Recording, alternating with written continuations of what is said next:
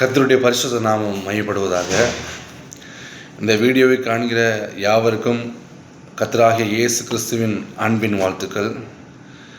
ஏன் இந்த அவசர வீடியோ பதிவு அப்படின்னு நீங்கள் நினைக்கலாம். பரிசுத்த வேதாகமம் சொல்கிறபடி நாம் எல்லோருமே கடைசி நாட்களில் இருந்து கொண்டிருக்கிறோம். வேதாகமத்தில் சொல்லியபடியே இந்த கடைசி நாட்களில் ஒவ்வொரு காரியங்களும் துல்லியமாக நடந்து கொண்டிருக்கிறதை நாம் காண்கிறோம்.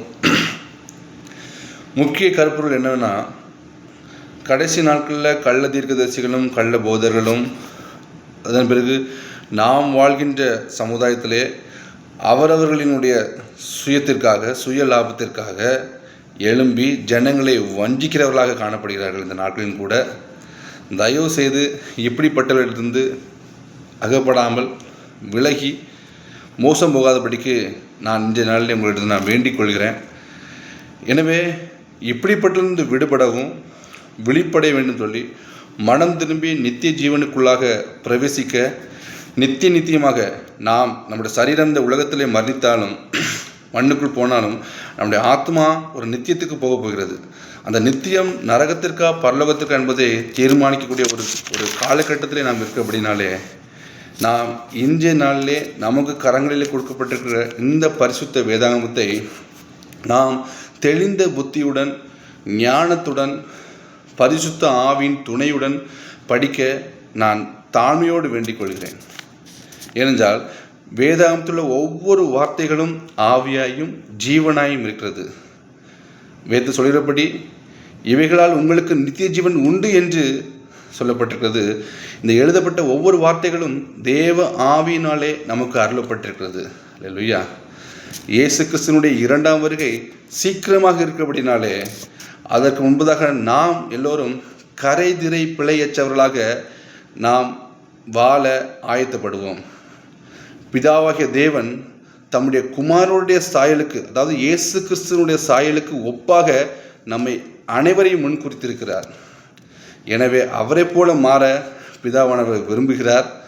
சிலர் கடைசி நாட்களிலே கிறிஸ்து இங்கே வருவார், அங்கே வருவார், இங்கே வந்தால் தான் பரலோகம், இங்கே மட்டும்தான் ஆண்டவர் இருக்கார் அப்படின்னு சொல்லிட்டு ஒரு வார்த்தைகள் சொல்லி ஜனங்களை வஞ்சிக்கிற ஒரு கூட்டம் எழும்பும்.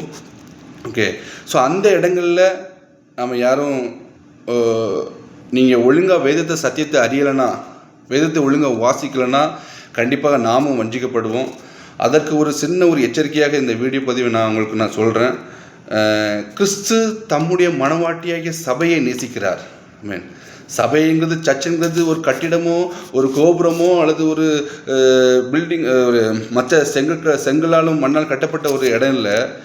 சபை என்பது நீங்களும் நானும் தான். ஆமென். இப்படிப்பட்ட சபைகளில் தான் அவர் வாசம் பண்ண விரும்புகிறார்.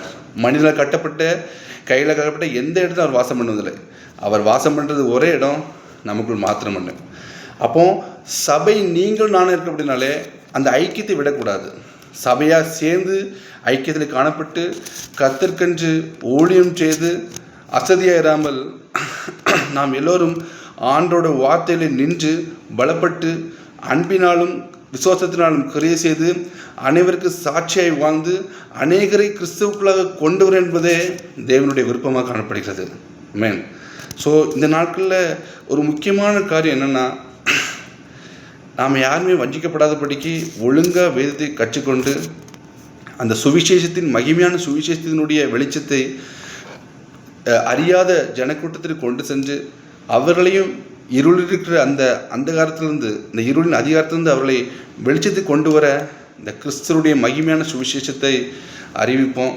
அது மட்டும் இல்லை, நீங்கள் நினைக்கலாம், என்னடா இவனுக்கு வேறு வேலையும் இல்லையா, காமெடி பண்ணிகிட்டு இருந்தான், டான்ஸ் ஆகிட்டு இருந்தான், என்னமோ பண்ணிகிட்டு இருந்தான், இப்போ என்னென்னமோ பைபிளை தூக்கிட்டா இவன் வந்து ஏதோ போதர் மாதிரி அல்லது ஏதோ ஊழியக்கார மாதிரி ஏதோ தீர்க்கஸ் மாதிரி பேசிகிட்டு இருக்கானே அப்படின்னு நீங்கள் நினைக்கலாம். என்னோடய குடும்பம் நினைக்கலாம், என்னோடய நண்பர்கள் நினைக்கலாம், என்னோடய வேலை ஸ்தலத்தில் உள்ளவங்க நினைக்கலாம், ஏன் என் சபையில் உள்ளவங்களே நினைக்கலாம், எனக்கு வேறு வேலையே இல்லையான்னு சொல்லிட்டு. ஆனால் முக்கியமான ஒரு நோக்கம் என்னென்னா, நீங்கள் என்ன வேணால் என்ன நினைக்கலாம், அதை பற்றி எனக்கு கவலை இல்லை.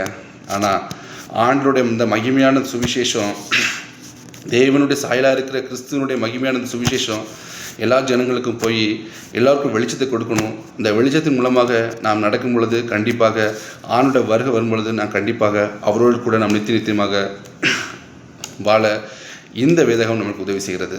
அதனால் தயவுசெய்து இந்த வேதாகத்தை நீங்கள் தெளிந்த புத்தியோட ஒரு தெளிவான கண்ணோட்டத்தின்படி நீங்கள் படிக்க நான் விரும்புகிறேன். இது ஒரு அவசர வீடியோவாக இருந்தாலும் ஆனால் இது பிரயோஜனம் உள்ளது. கிறிஸ்தவம் என்றது ஒரு மதம் இல்லை, ஓகேவே. கிறிஸ்தவம் என்றது கிறிஸ்துவ பற்றி தான். அதிலே உங்களுக்கு தெரிஞ்சும் அதிலே தியாகம் இருக்குது, அன்பு இருக்குது, விசுவாசம் இருக்குது, மன்னிப்பு இருக்குது, ரட்சிப்பு இருக்குது, மீட்பு இருக்குது, நித்திய ஜீவனை கொடுக்குற ஒரு காரியம் இருக்குது. பரலோகத்தில் பிதாவோடு கூட இருக்கிற எப்பொழுது நித்தியம் இருக்கிற ஒரு பெரிய ஒரு பொக்கிஷம் அங்கே அமைஞ்சிருக்கு. ஸோ இதை மனிதர்கள் வேறு விதமாக கொண்டு வந்துட்டாங்க.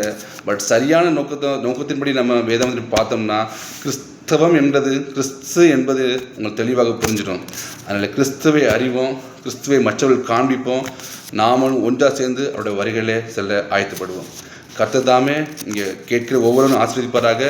முடிந்தால் நீ உன்னை நேசிப்பதுக்குள்ள நீ பிறரை நேசிக்கிறதா இருந்தால் இந்த வீடியோவை மற்ற ஜனங்களுக்கும் ஷேர் பண்ணி கண்டிப்பாக அவர்கள் வெளிப்படைய ஆயத்தப்பட உதவி செய்வோம். கர்த்தர் உங்கள் ஒவ்வொருவரையும் ஆசீர்வதிப்பாராக.